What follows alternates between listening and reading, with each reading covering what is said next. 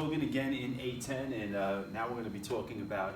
you always do the introductions. Fine, you do. Keegan Kogan, A10, Man Cave Classroom. Feel better, dude? Yes. Feel better? I do. All right, so... More coffee. Oh, man, way too much coffee.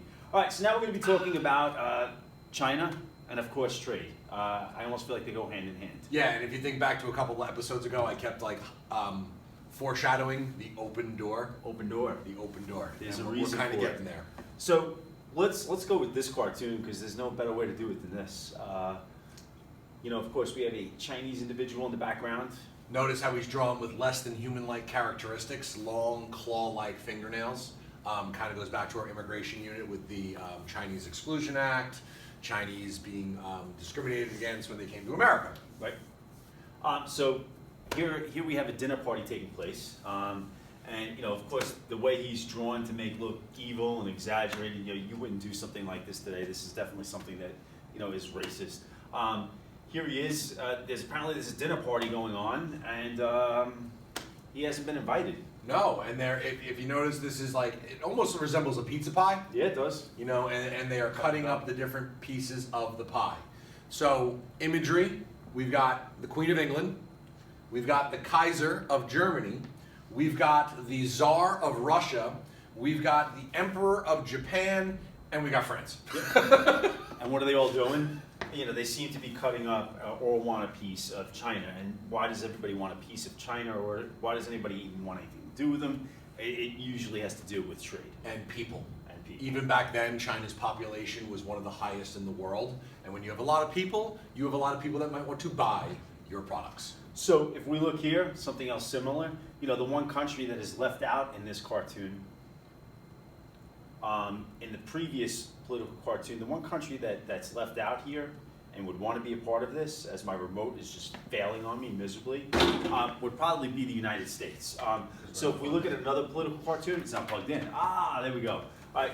So if we look at this political cartoon now, you have some of these other countries that you have from the original cartoon.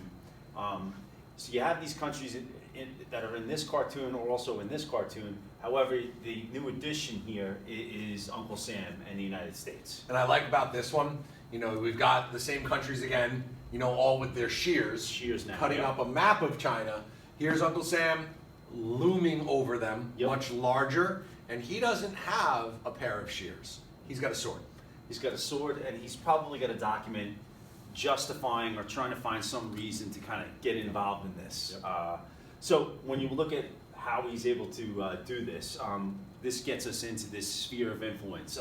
This area, usually around the seaport, which is perfect and ideal for trade, where a nation's going to have special trading privileges. And those 5 nations specifically, England, France, Germany, Russia, and Japan, all carved up, kind of goes back to that pie, carving up a pie, different spheres of influence in China. It was kind of like imperialism at its finest, colonialism. The bigger, more powerful country kind of comes in. China, for all intents and purposes, was very backwards at the time, not as modernized, not as industrialized as these 5 other nations were. They come in, we're more powerful, we're taking you over, we're having these spheres of influence. And you might be thinking, but how did Japan get this way? Because of us. Right. Because of that gunboat diplomacy, the Treaty of Kanagawa, yeah. Opening up, Japan begins to industrialize. They are now becoming a world power. And since you have Asian countries such as China and Japan that are now interacting with other countries, they're looking, and it's like, okay, we need to up our game, so to speak. So that's part of it as well. So in the 1800s, we said Britain, France, Germany, Russia, Japan, they all carved spheres of influence in China. The U.S., with all of this going on over in China, I guess you could say a party, the U.S. feels like they haven't been invited. So now they're going to kind of invite themselves or insert themselves into this. I always love this one. The Hornet's Nest. The Hornet's Nest. And, probably, and I know you did, this is probably one of the things that we do as children that we're not supposed to and we're not going to admit to because it's really stupid. But I'm going to admit to this. At a certain point in my life or growing up or in Mr. Kogan's life, I'm sure there was a beehive in his backyard. What did you do on a summer day when you were bored? We didn't have iPads. Okay, we had rocks. We had rocks. imagination, and we were creative. So it was always like throwing rocks at beehives, and seeing how dumber you can get, how big the rock can be, and then eventually what happens is that you stir up this hornet's nest. The And hornet's nest here is China. China is that hornet's nest. Yes. Think back to the American Revolution. We did not like being occupied Nope. by a foreign power. No, we did not. And it's like we are going to rebel. And nor did they, because you did have missionaries that were coming into their country just trying to convert them to Here Christianity. come the fists. There we go. So here you have all these countries down here that we mentioned in previous cartoons being represented in here. We have France, we have Germany, we have England. All right.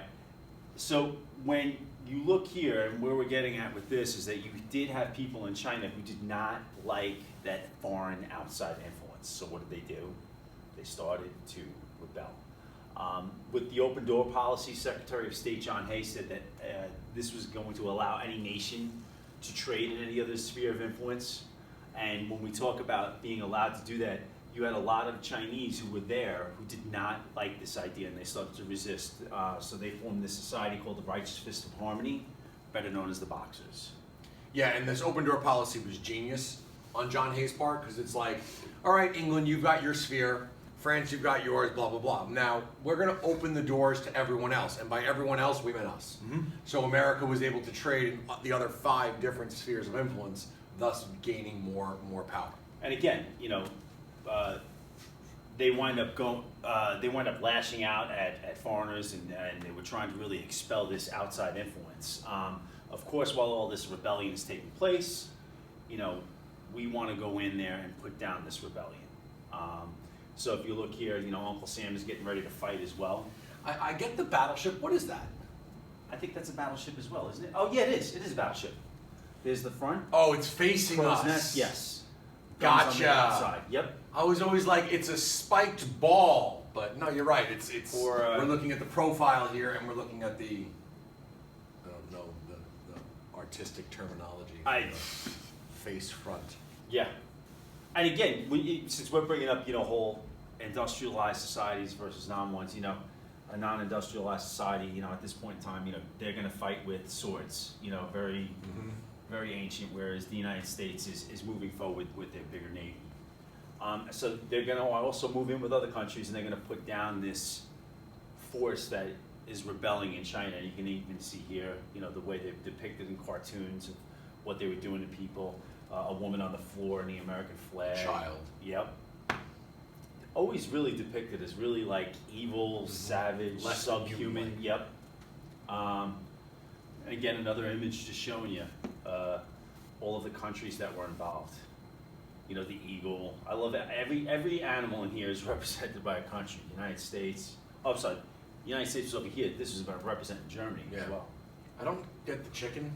I never did as Rooster? well. I don't know if they're saying China was the chicken, but China's the The dragon. dragon that they slayed. Yeah, So this rebellion does wind up getting put down. Here's something for you, right? Because I just saw this before. I'm like, I got to come back to this. Secretary of State John Hay, I think it was his granddaughter or great-granddaughter, winds up being the first woman owner in Major League Baseball Really? for your New York Mets. Ooh. Horrible things. I did not know that. Yeah. They were going to say Marge Scott. From the No, Reds. no. That's why when they almost got it, Beyonce's like, I would have been the first woman on. It's like, no, you wouldn't have. Yeah. I went to a Met conference to learn that. We miss anything? They rebel. They don't like outside influence. Something similar to what we did, And then we crushed them. and we crushed them because we could. Thanks for watching.